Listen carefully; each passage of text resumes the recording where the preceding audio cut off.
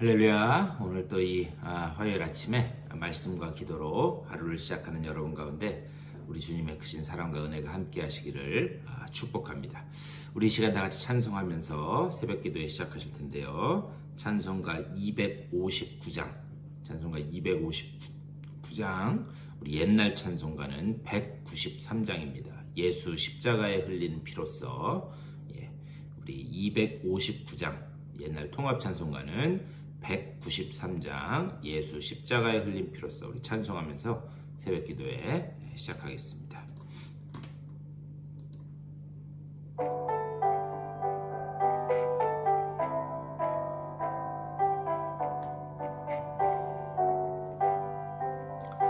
예수 십자가에 흘린 피로써 그대는 씻기어 있는가. 더러운 죄 희게 하는 능력을 그대는 참 의지하는가. 예수의 보혈로 그대는 씻기어 있는가. 마음속에 여러가지 죄악이 깨끗이 씻기어 있는가. 주 예수와 밤낮으로 늘 함께 그대는 행동을 하는가. 아무 때나 어디서나 그대는 십자가 붙들고 있는가. 예수의 보혈로 그대는 씻기어 있는가. 마음속에 여러가지 죄악이 깨끗이 씻기어 있는가. 주님 예수 다시 올 때 그대는 영접할 예복이 있는가. 그대 몸은 거룩한 곳 천국에 들어갈 준비가 됐는가. 예수의 보혈로 그대는 씻기어 있는가. 마음속에 여러가지 죄악이 깨끗이 씻기어 있는가. 모든 죄에 더러워진 예복을 주 앞에 지금 다 벗어서 샘물같이 솟아나는 보혈로 눈보다 더 희게 씻으라. 예수의 보혈로 그대는 씻기어 있는가. 마음속에 여러가지 죄악이 깨끗이 씻기어 있는가. 아멘. 우리 다같이 기도하겠습니다. 주님의 은혜를 감사드립니다. 또 우리들에게 귀한 날 허락하여 주셔서 주님을 찬양하며 하루를 시작하게 하시니 감사를 드립니다. 주님 흘리신 그 보혈의 피로 맑게 씻김 받아 늘 하나님 기뻐하시는 거룩한 흰옷 입은 백성들로 다 설 수 있도록 주여 인도하여 주시옵소서.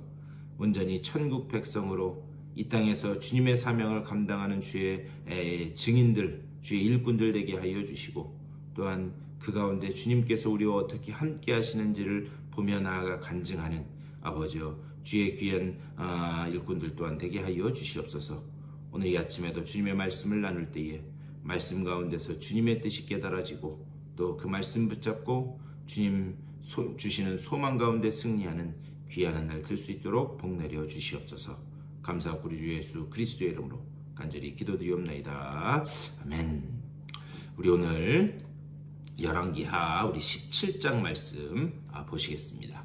열왕기하 17장 1절에서 우리 8절까지의 말씀.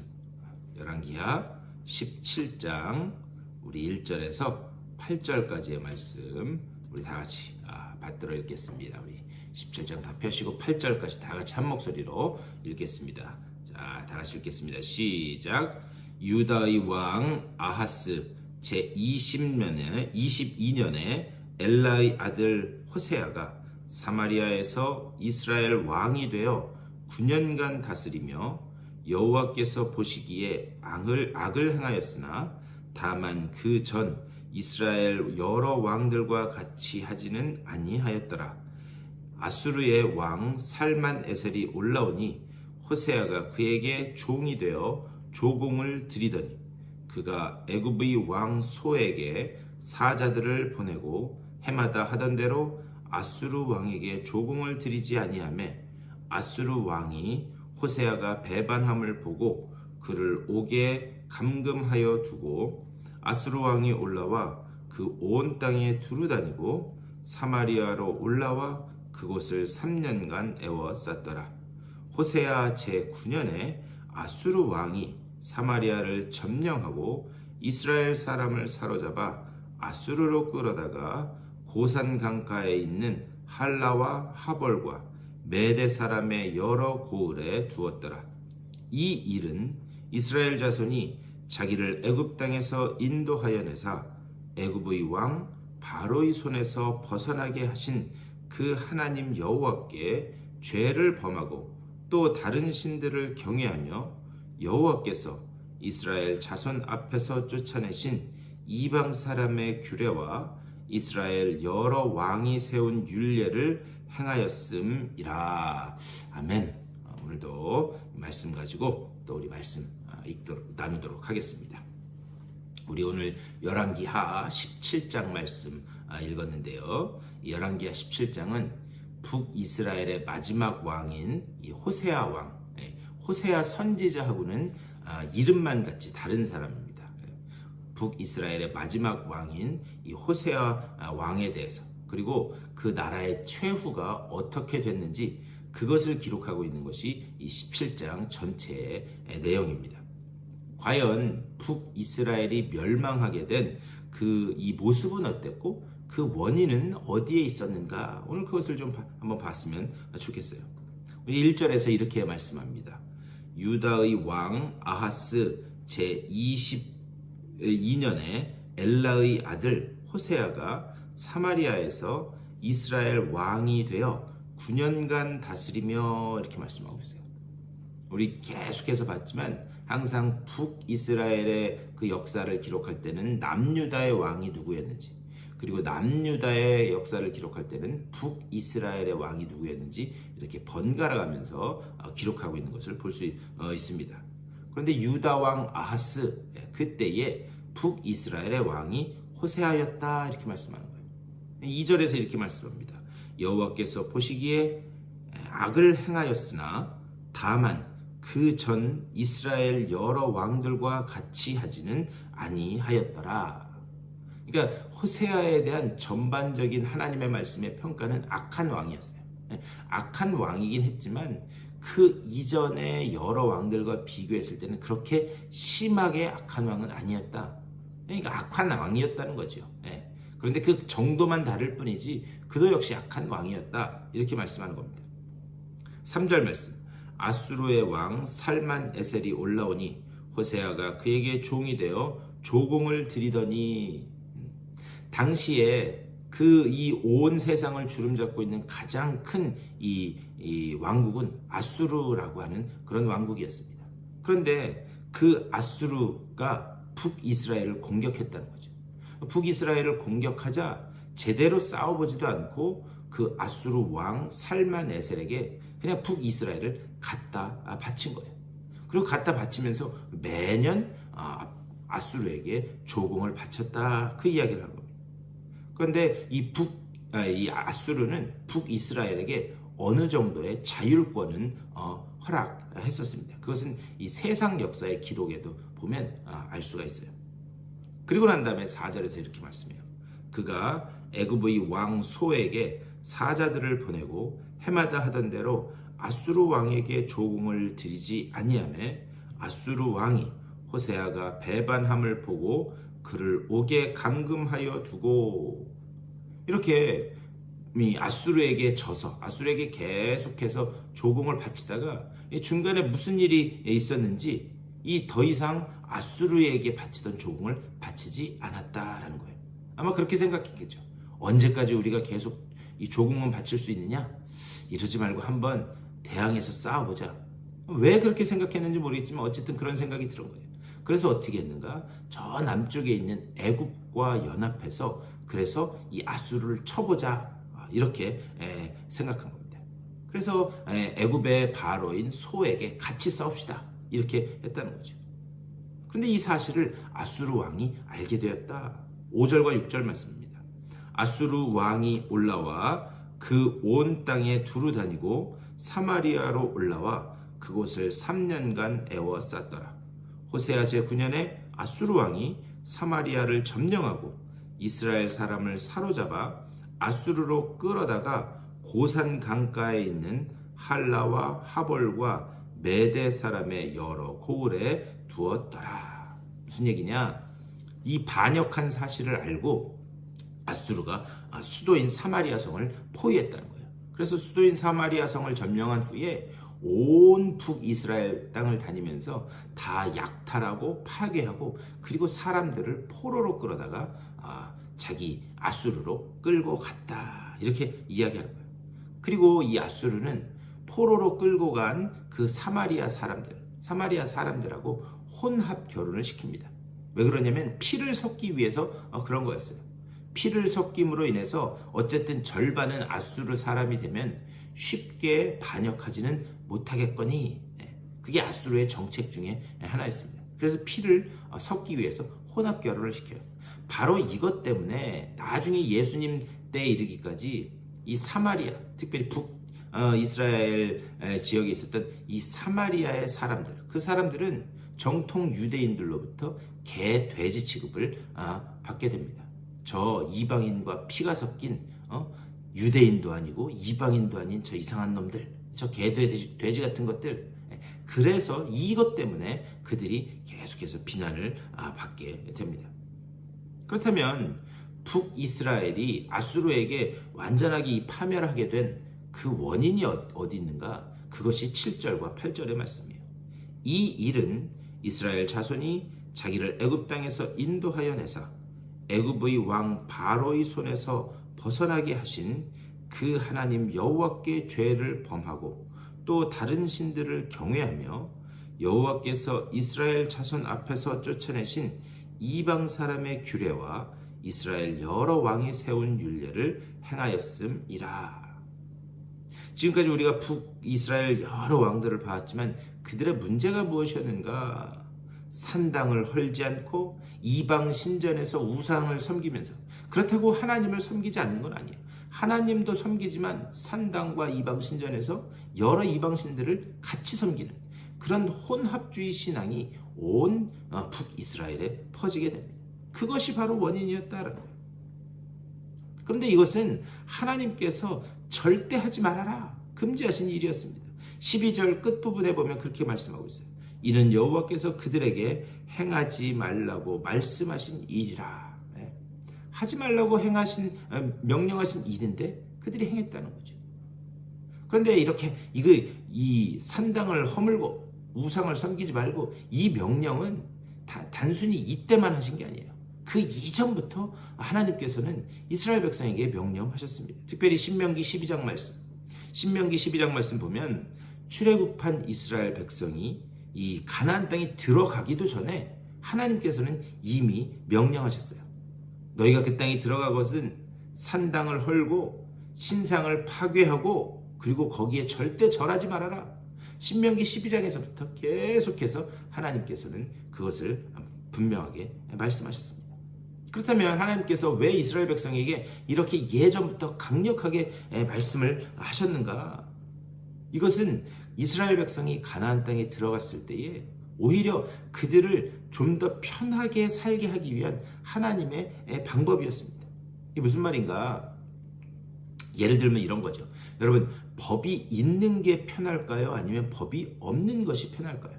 한번 가만히 생각해 보세요. 여러분 생각에는 법이 있는 게 편할 것 같습니까? 법이 없는 것이 편할 것 같습니까? 사실 보면은요, 법이 있는 것이 편합니다. 왜 그러냐면 법이 없으면 무질서 해줄 수밖에 없기 때문이에요. 그리고 그 무질서함의 피해자가 내가 될 수도 있습니다. 예전에 일본에서, 여러분 일본 오키나와라고 하는 곳 아시는지 모르겠는데 제일 남쪽에 있는 그런 섬인데, 이 일본은 운전대가 오른쪽, 우리 차로 치면은 패신저 시트, 조수석에 붙어 있습니다. 그래서 일본은 좌측 통행을 해요. 왼쪽으로 갑니다, 차가.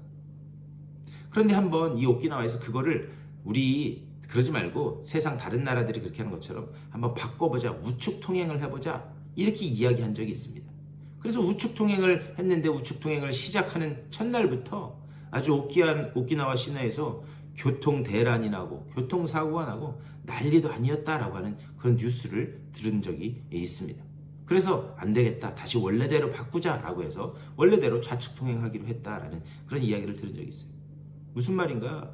법이라고 하는 것은 그게 법이 바뀌고 그리고 법이 없어지니까 오히려 더 불편하게 되었다라고 하는 그런 말씀이에요. 바로 이런 차원입니다. 하나님이 이스라엘 백성에게 이런 분명한 법을 주신 이유는 어디 있는가?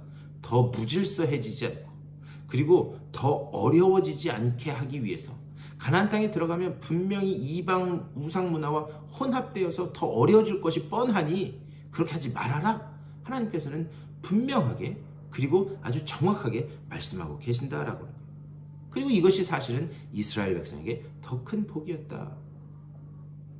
근데 이 법이 다 언제 깨지는가? 여러분, 우리가 지금 계속 열왕기 상하 이렇게 묵상했는데, 이게 다 열왕기 상하, 이 뒤에 있는 역대 상하, 이때에 이 모든 그 법들이 깨지는 것을 볼 수 있습니다. 그 결과가 어디에 있는가? 그 결과가 오늘 우리가 그 일부분을 잠깐 보긴 했지만, 주전 722년에 북이스라엘은 이 아수르에게 완전히 멸망하게 돼요. 그렇다면 남유다는 좀 나은가? 남유다도 별반 다를 게 없었다는 거죠. 남유다는 한 130년 정도 후에 주전 587년에 이 바벨론에 의해서 완전히 나라가 폐허가 되게 됩니다. 그렇다면 하나님이 과연 왜 당신의 택한 백성인데 이런 방법을 사용하시는가? 그러지 않으면 죽겠으니까, 그러지 않으면 완전히 망하게 생겼으니까 하나님이 이방으로 끌어가는 그 방법을 써서라도 그들을 깨닫게 하시는 거예요. 여기에 하나님의 은혜가 있다라고 하는 것을 우리는 볼 수 있어야 됩니다. 한번 생각해 보셨으면 좋겠어요. 자녀가 잘못된 길로 지금 계속 가요.